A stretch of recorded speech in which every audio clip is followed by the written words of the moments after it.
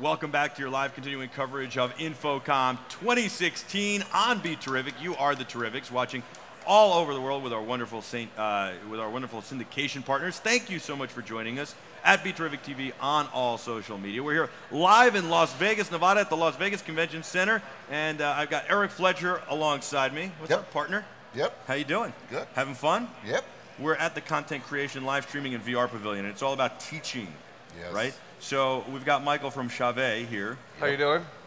We're great. Thank you for joining us. Thanks for having me. We're going to talk lighting, and we're going to do like a little bit of a lighting kind of seminar, lighting for video, both non-live and then live, in a setup like this.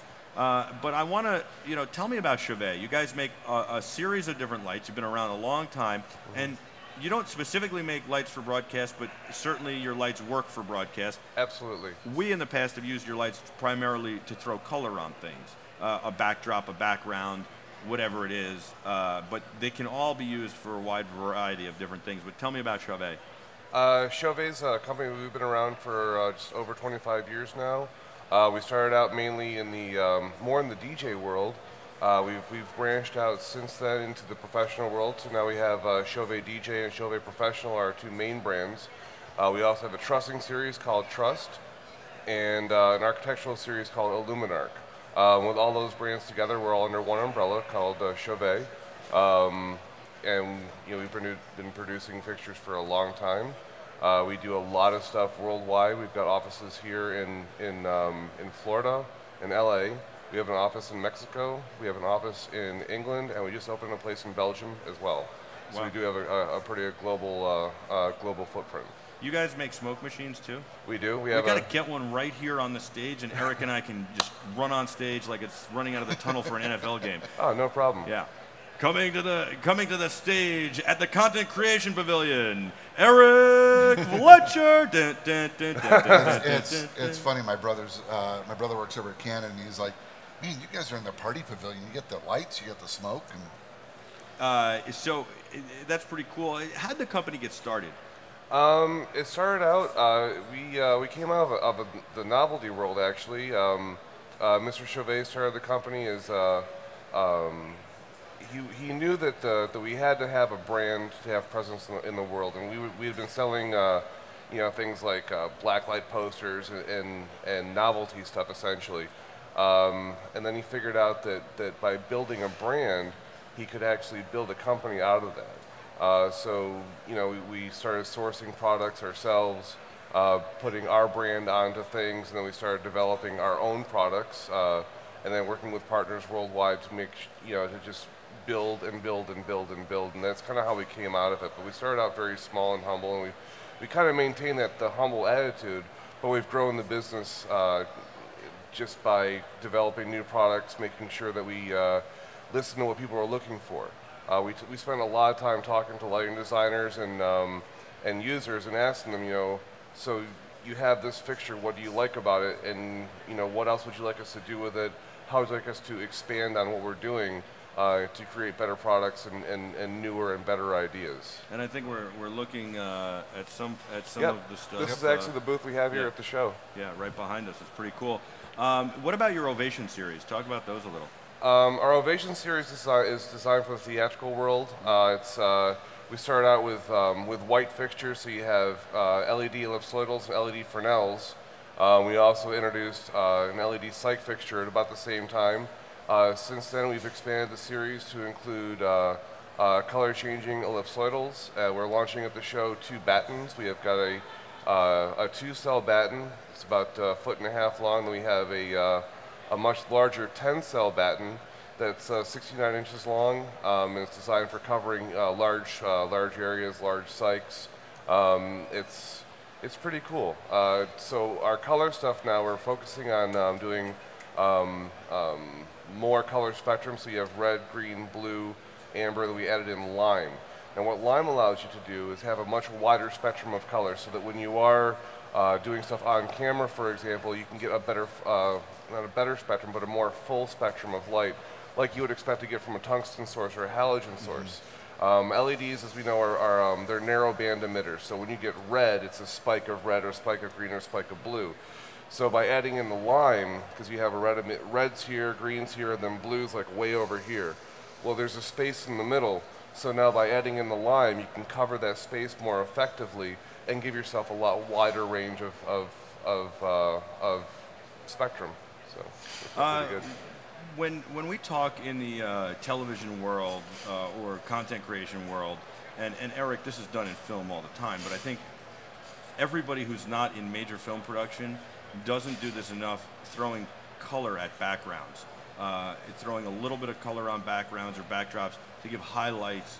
And can we talk a little bit about, I guess both of you guys, how important it is to do that? You through the camera lens, the difference that makes, throwing a little highlight, even if it's a little red or a little orange, and how do we, like, when do we do it and when is it too much? Well, in my opinion, lighting for television isn't that much different than lighting for theater. It's multi-point lighting, and the whole idea is trying to get your talent away from the set, or trying to punch them out away from it, so that it's not just one big flat image. So by adding a little bit of color in behind them, it helps you get more separation away from your scenery. Adding any kind of texture can do that, whether it's color or maybe you add in a gobo pattern, but something that breaks up the scenery, that gets the talent away from, so they don't become just part of the set. So maybe you add in, you see you have your key lighting and you have your fill lighting coming from the side, then maybe a little bit of backlighting. Maybe adding a different tone into your backlight will help you push your talent away. And I think that's a big key of it for me, is making sure that if I am going to have a bit of a differential between, my warm white or a cool white front light, depending on what my DP wants to use, but then having some kind of a separation from the background, so that way I'm not flat. I think that's a pretty big key in why you would use color or some kind of a breakup. Well, and we use it to express a mood and to set a tone on the set. There's the great thing M. Night Shyamalan did in the Bruce Willis movie. And sure. Every time that he was on screen, there was red in the frame, and that signified that he was dead. And that was the clue that he had throughout the entire movie. That was a Sixth Sense. Sixth Sense, yeah. And and sometimes by pure design we'll pull away and not use certain colors for certain characters, so they always have a slightly different or altered look. I also think it's interesting when you think about the backgrounds. If you had a desk behind us and you wanted to highlight the pencils on the desk, you could punch it with a little color. Especially when you're on like a balcony and you're shooting nighttime, but it's a set, a completely made up set. It's not really outdoors, and you want to do that. You might throw a little bit of orange light to make it seem like there's light coming from the terrace. Well, and I'll use the example of Dexter again. The kill room had a very iconic lighting scheme. Sure. We had a single clip-on lamp that blasted on the victim.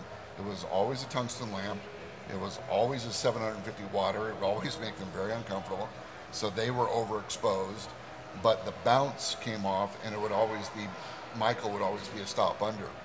And it was a very specific scheme, and we never had it anywhere else in the show. And it was only for a kill room, so you knew when you saw that light, you knew the victim was going to be dispatched. Well, and what's very interesting about that, too, is that it would lend you to believe that every single kill room would have the same lighting in it. I mean, if you really thought about it, right? Well, that was the point. Right, how would he would put a stick-up light in every kill room, and that was part of the kill But we never bag. saw him do that, so it's very interesting because you'd see. There's you think actually about one the episode pictures. where we actually see him build the kill room. We do. We see him build the full kill room with the light and everything. We see him put the. I remember seeing the plastic go up and everything. The fun thing is, it actually took a group of 4 set dressers about 8 hours to build a kill room. Right. But he was able to do it somehow in 2 right. or an hour. But in that was always a single clip-on light.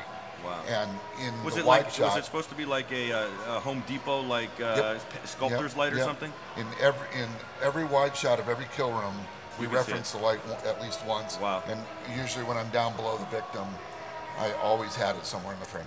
Wow. And so I always wonder sometimes when you see a lamp, is that like that? Is that really the lighting source, or is there something behind it? Nope, that was the lighting source. Wow. And with HD, things have changed now. Now we can get away with small LEDs, and I'm sure you guys are doing LEDs now. Yeah. You can get away with small LED packages, which allow you to do more things. Like car work, we used to have, you know, Kinoflows on the dashboard Sure. and all this. You have to shoot around them. Now it's just, it's an panels, LED array.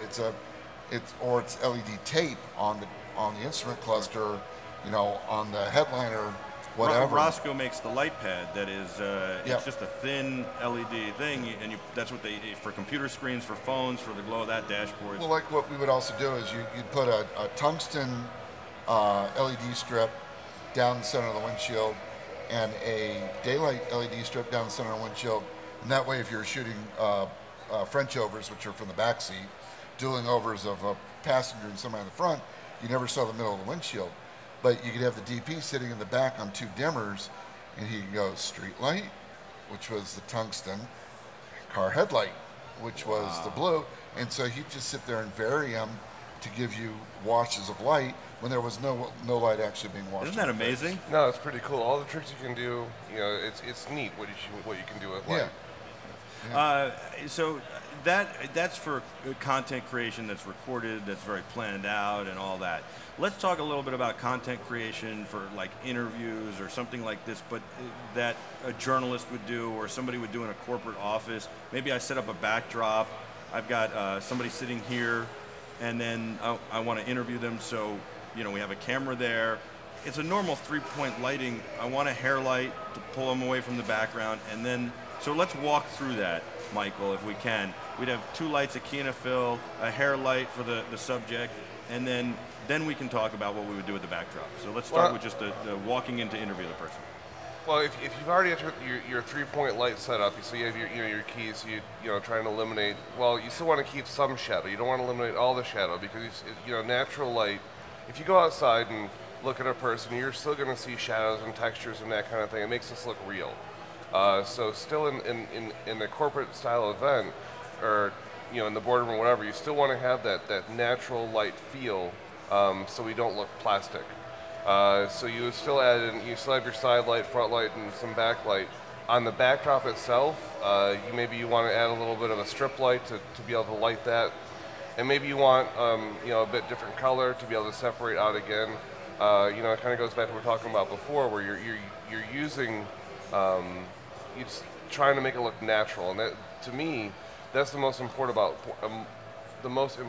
part about lighting is trying to make, you know, any environment just feel natural. Whether it's on camera or you have an audience watching, it's just trying to achieve that natural look. And you know, sunlight's single point source, but it bounces off everything else around you. You know, to have a perfectly flat field of light, it's not entirely natural, so it's not uncommon to maybe you dim one side down a little bit or bring one side up a little bit, so it does have a more of a natural feel to it because the shadows on your face are supposed to be there. I think that's very, very interesting and good point. I think a lot of people try to make everything even and not have shadows. They try to get rid of every shadow, and I think that's a good point. I want to take 1 second to note our backdrop has changed. This is a live look courtesy of the Live View Solo that we've sent out to the Strip, and this is on our D3 video wall, and our crew is traveling to the Strip right now, so we're looking from a car, and then we will we'll stop on the Strip for a little while, and then we'll go to the link and ride the link. So those are the shots we're going to have throughout the day. And so you're right over there. I'm fine. That was just a little bit of a cough. All right. Good. You need some water? We'll get you some water. I'm good for right All now. right. And so I just wanted to note that. And this is the beautiful D3 video wall. We've got some movement here, and you'll see how cool the Live View Solo works and how good it is. It's bonding 2 Verizon modems right now. You can mix and match the carriers. Or you could just go with 1. You could go with 2. You could go with a couple of other sources as well. I'm so close to this video wall, I'm getting a little dizzy watching it. So I will pull away. But it's cool. We got footage. Yeah. If we just told them to alternate the lights.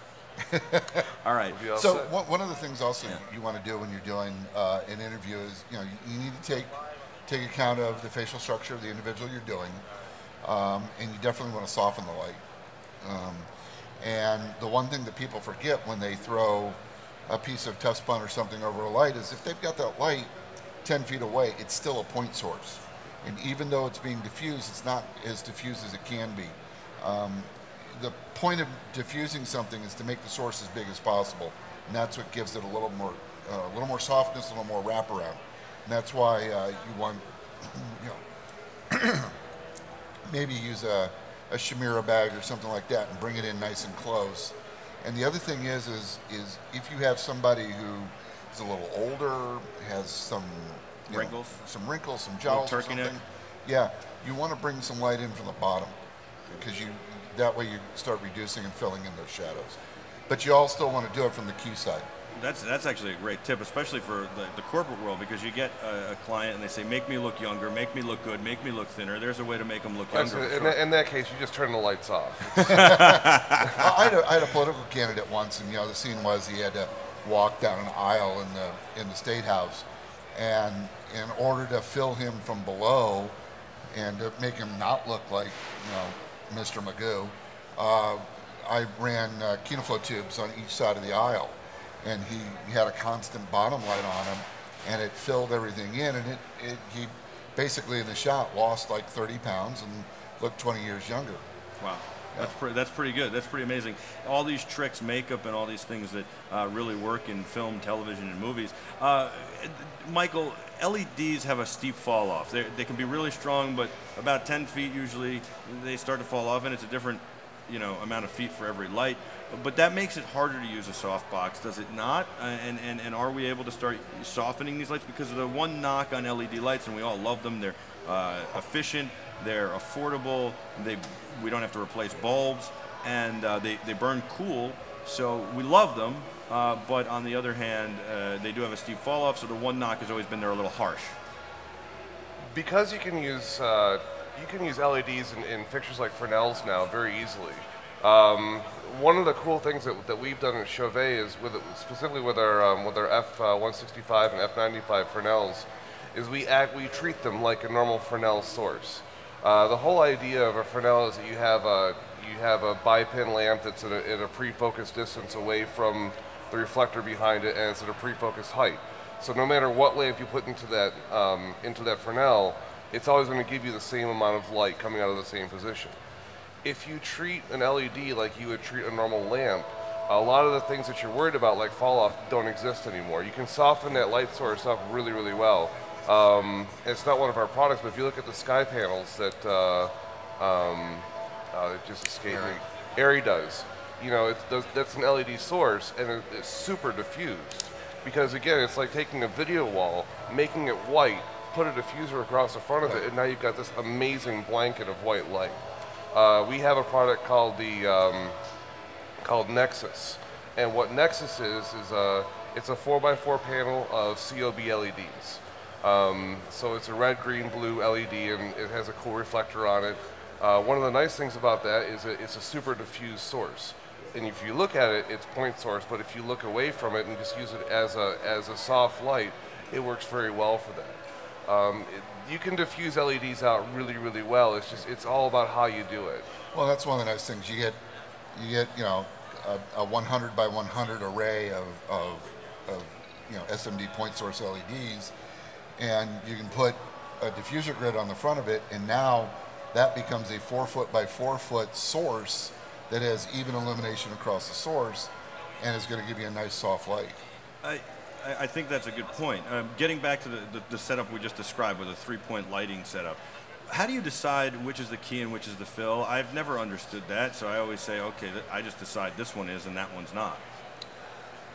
Again, it's situation, it's taste. I'm a fan of a back 3/4 key. In other words, my backlight is also going to add to my key light, and I'm going to bring in a bounce card or something to fill in the non-keyed side. So this is going to be the camera side. This is going to be my fill side. It's actually going to be a little lower in intensity than this side of the face because I'm using that back 3/4 key. Nice. It seems like you guys are saying 3-point lighting is good, but maybe we add some. We add a light underneath. We do some things, especially with LED lights. They're easy to transport, and they don't use a lot of electricity. They don't get hot. It's easy enough to bring around an extra light or two, and it makes a big difference. Yeah. Well, they're also relatively lightweight as well because you don't have, like with the Fresnel's example, for example, you don't have that big ballast inside of there. You can use a much smaller power source, so the whole fixture becomes more lightweight. Sure. So, transporting does become a lot more convenient. Here's a nice piece of trivia. If you watch Butch Cassidy and the Sundance Kid, shot by Conrad Hall, won the Academy Award for it. Everybody's backlit, every shot. They would wait for the day for the sun to move to shoot the turnaround. Wow. So in it, everybody's shot backlit. That's why Catherine Ross looks so good. That's why Redford looks so good. Newman looks so good, because they're always being backlit. Wow, that's very interesting. That's cool. Now you don't want to be too backlit or you're silhouetted. Well, but yeah, proper obviously. amount of film. Right. So when we go to the backdrop that we described. So let's say it's a dark backdrop. We want to throw some color light on it, or I mean, obviously it's a choice, but I mean, what do we want to do with that, and where do we throw it? Do we throw it to the sides, up the middle? I always like to do a kind of an X, right? So I throw a little this way and a little this way, and we get splashes at the top and the bottom, and also something in the middle. My answer is yes. Yes to all of that. Because it becomes a matter of choice, and it becomes a matter of taste and what you want to achieve. My suggestion is to experiment. If you've got a bunch of lights that are just hanging out, try them in different places. See what looks good. If you think it looks good, chances are good somebody else is going to think that too. Like when I design a trade show booth, for example, I know I have to achieve a certain amount of things, but I also have to be able to have light in the booth just to be able for people to walk around and see. And that's the whole key, is that you have to, first you do your function. What does this have to do? So let's start with 3-point lighting. We have to achieve good 3-point lighting. That's critical. Everything else on top of that is candy, in my opinion. So if I have the ability to use more lights, I will. If I don't have them, I know I have to achieve this 3-point lighting effect. So I start there, and everything else I can do to make that scene look cool, I'm going to go ahead and do. If it's colored, great. If it's just maybe adding shadow, it's great, no problem. In entertainment lightings, a lot more often than not, I'm trying to achieve shadow effects. So it's not always about the light. Sometimes it's about the dark. And you see like a lot of television stuff now that when they shoot documentary style. For example, I'm a big Battlestar Galactica fan, and I love the way they shot that because there's so much shadow, there's so much effect. It just makes it more interesting, and you give more depth and more things. Well, we try to draw the audience's eye to where we want them to see. Right. True Blood and Dexter both had a lot of nights, and there was more than one night that I'd come out of the viewfinder, walk back to the DP, and go, for the love of God, one light, please, just so I can see what I'm operating. Because these guys are Prince of Darknesses. It just all gets to be what's appropriate. I did a talk show a very long time, early in my career, and it was a talk show about relationships and love. And so, back to your question about what do you do with the backlight, I used two 2K Fresnels, put them at the top, focused them in such a way that I got a heart out of it. And the heart was in the middle between the guest and the host. And, and that was part of the production design at that point. So it's all just, it gets back to, we talked about it yesterday, reading the script, determining what you need, and then figuring out what your plan is from there. I think that's a really good point. We've got the back up on the wall. We've got looking at the booths. We just passed your booth again, Michael. I like how you can see the beams of light sometimes, especially as right. You could make that a background, an interview background or whatever. How do you make those beams appear on camera, and do you need the help of a smoke machine, and then is there a way to do it without smoking the whole room out in a very subtle way? Yeah, sure. We use Hazers for that. And Hazer is different from a smoke machine in that it's a lot thinner. The fluid is thinner. It's all water-based, of course. You almost rarely now do you see oil crackers anywhere because the effect that the oil will have on your speaking ability after a couple of days. But we use it's all water-based haze, and it hangs in the air really well. It gives us the beam effects we're looking for. If you watch shows like whether it's The Voice or Idol or whatever, you'll see a lot more stuff with beam effects. You don't see it. You only see it on camera when you want to, because it's thin enough to where if you're just using area light, you don't see it very much. But if you're using the beam fixtures, whether it's a Rogue R2 beam, or you're using something of that nature where you're creating beam effects, then you're going to see it. And it's a big deal now because it's easy scenery. A lot more people are using video walls, so having bigger, brighter fixtures with haze in the air so you can blast through those video wall effects has become a much more bigger deal. Right here, this is a live production. We've not really thought that much about our lighting, unfortunately, because, well, we didn't have Chauvet jump on as a lighting sponsor or any other companies. Maybe next year. Yeah. And we'd love to have you. But the point is that we had to deal with what they had at the convention center, and I think they did a great job. But they did fine. And it looks good. But what would you do differently? Like, how would you light this? And so basically, just so everybody knows, we just have 4 lights on the front, and realistically, they're Fresnels, and they're 4 huge old school. 1Ks. Yeah, Fresnels. I would probably have moved a couple of them to the side so I can get a little bit of side light for depth. The video wall actually gives you a little bit of backlight, so you're okay there. I probably would have truss-toned the truss so I have a little bit more of an eye candy piece for the audience.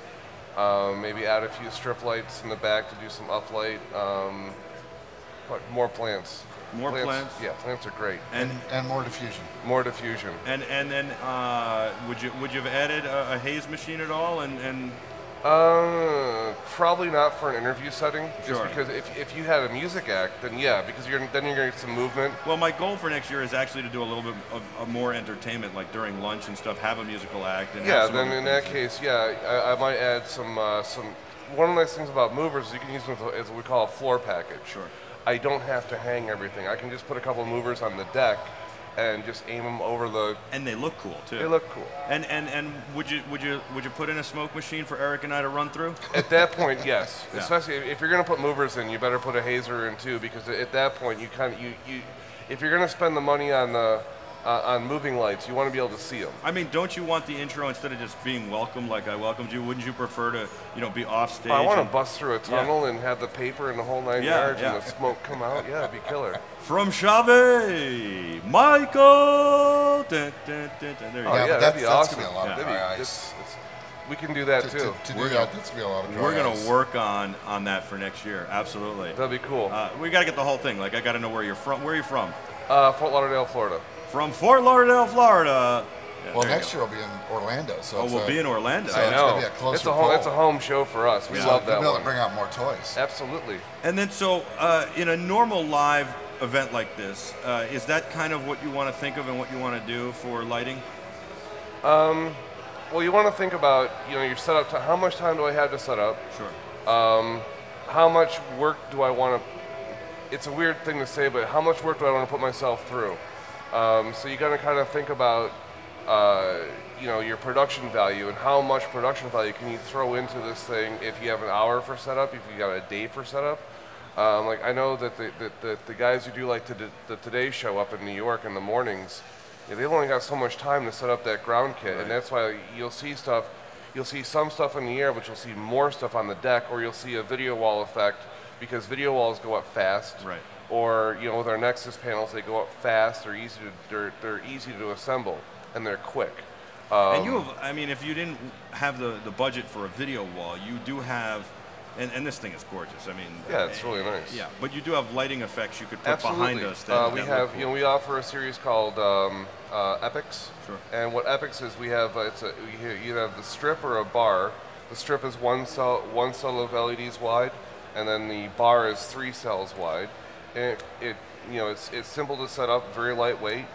You drop it on a pole and you twist it however you want it to look. And I love in content. like the NFL the clips where the players go in and go, Darryl Reed, number 95, Minnesota, University of Minnesota, Golden Gopher, and now instead of having this terrible backdrop behind them, they've taken lights as the backdrop and they've thrown light back at them. So you'll see all sorts of different lighting arrays or even just old school incandescent bulbs that are clear hanging from behind. it's becoming more and more common to light the tunnel as they come out.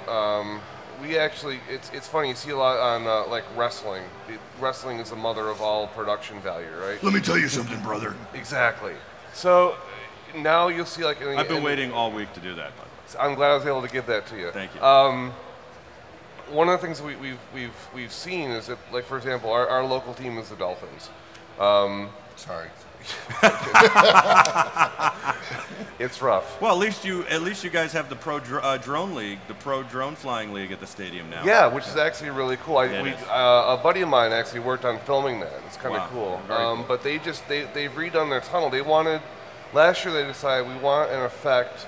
So when the players go from the locker room to the field, there's a transition somehow to give the players a more of an interesting experience. So what they asked us to come down and look at it, and we worked with a production company locally, and came up with some effects for them to use in the tunnel. So they were so when they come through, they had some big Nexus 7x7 warm white panels and a bunch of theatrical fixtures pointing at them as they're going through, moving, and kind of giving that nightclub feel as they came to the field. And that is nightclub feel for the NFL would work well, but that is their ring walk, and it's nice. You're basically, if you ever hear what they're saying to a boxer in the ring walk, they're come on, champ, you got this, champ.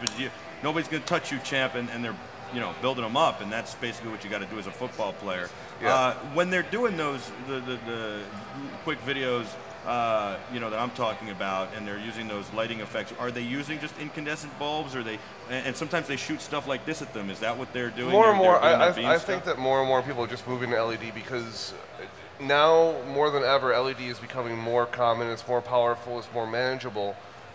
You see years ago everything was either a 250 watt, a 575, or a 1200 or whatever. Now everything is some kind of a variety of LED, and it's great, but it gives you some negatives as well. For example, technology gets better all the time. So on the manufacturer side, it's, well, how do I choose an LED? Where do I stop? Because I might start developing a fixture now, and maybe in 2 months this new LED comes out. What do I do then? So for us, what we try to do is we try to gauge the market, pick an LED, put it into a fixture, and then embrace it and move forward with it. And more, I think people are moving away from incandescents because the lamps don't last that long. They heat up, and your air conditioning costs go up. Also trying to focus with a fixture on isn't very much fun because you're going to burn your fingertips or whatever. And they're fragile for travel, and they weigh a lot. So getting back to a setup like this, right? I would imagine you would use a DMX board no matter what, because then you can control them from the ground. Yeah. And number two, I would imagine that you want to take each spot here and light each spot individually, not just necessarily wash it. Is that correct? Right. You'd want to make sure you have individual control of all your fixtures. That's important. That's pretty good. I like that. Every show nowadays, feature or TV show, we have a DMX board. Yeah. And everything's run through DMX. I was actually going to ask that because it seems, it seems like the right thing to do on a set, even on location. Yeah, everything's run through a DMX, but we're still putting flags in. We're still putting nets in. Right. We'll go for a double or something like that because you change the color temperature. You also change with a Fresnel. You can also start changing the beam pattern and how hard it is by dimming it too much. I know that lighting night for day or day for night is very hard. Are there tricks to it? Yeah, try not to do it. I mean, it takes a lot of light to light night for day, right? But to light day for night is the problem is when you start trying to light night for day, there are clues outside of the set that will start giving things away. If you're on a practical location, like taillights and headlights, sure, and street lights or traffic lights, you can get a localized area. The problem is lighting the world. Right. Even with an M18 from Erie, and a bank of them, you're still not gonna make it look like daylight. Now, night for day, day for night. Yeah. That's a totally different thing, and it's a different look.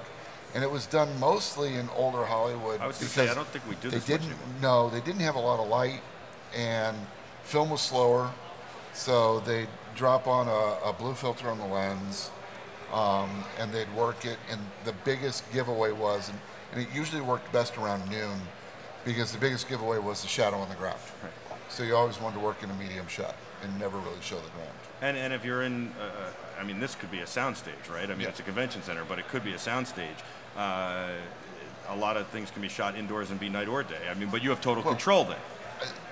There was a short film about a year ago that a group made under a full moon, shooting it at ISO like 54,000, and it was very cool. It was a very different effect because you have to remember the full moon, that's just sunlight, right? And it's the same color spectrum as sunlight because the moon just happens to be about an 18% gray reflectance surface. So it's actually what we're exposing for.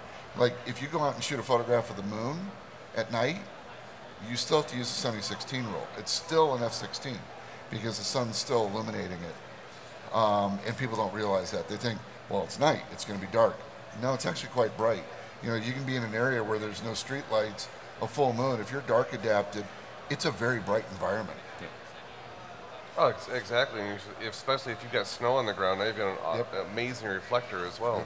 This has been our lighting workshop seminar. Eric Fletcher, the great Eric Fletcher. Wow, did he add a lot to that. This guy is unbelievable. You got to check out the Society of Camera Operators.